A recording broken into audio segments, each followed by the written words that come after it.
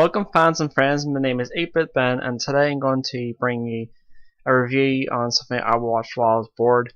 I had gotten it because it was kind of rounded the pound at a shop I went to buy it, which was Tesco.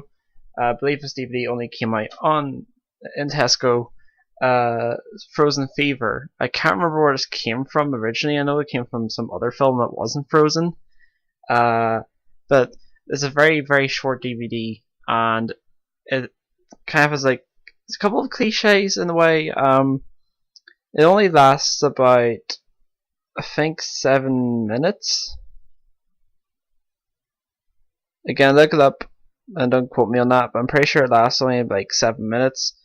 And it has the well-known Frozen characters like Kristoff and Anna and Elsa, and even a bit of Hans at the end as well, which was quite funny. His cameo was quite funny. I actually quite liked Frozen. I've actually watched it at least twice, as far as I can remember. I've watched it twice, and it actually kind of makes the songs work.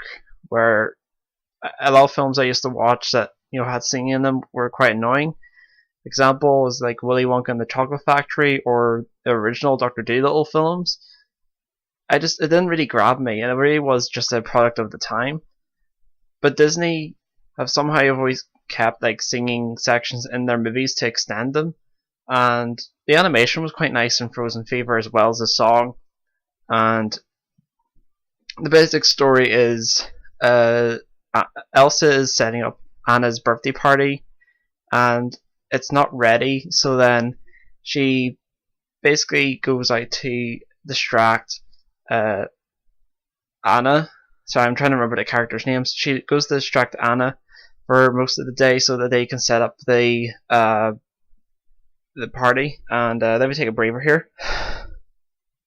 Right, so they do that, and then Elsa actually has a cold, which is kind of ironic because she can possess like ice and stuff like that, and she makes these things every time she sneezes, or like mini Olafs, and they start to wreak havoc.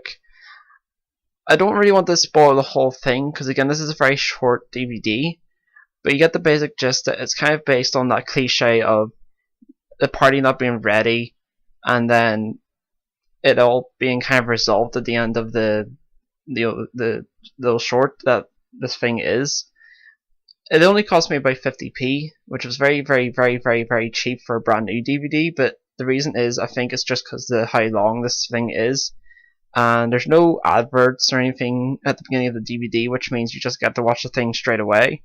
And it's also going to be more accessible for younger people, of course, because this is aimed towards like probably little girls that went to see Frozen like about 10 times in the cinema, and then another 50 times on DVD until their parents went crazy and threw out the DVD. Probably. I don't know how parents do it. I mean, I've watched films like The Iron Giant about 20 times when I was younger, but apparently my mom never paid attention to the movies we watched. But yeah, Frozen.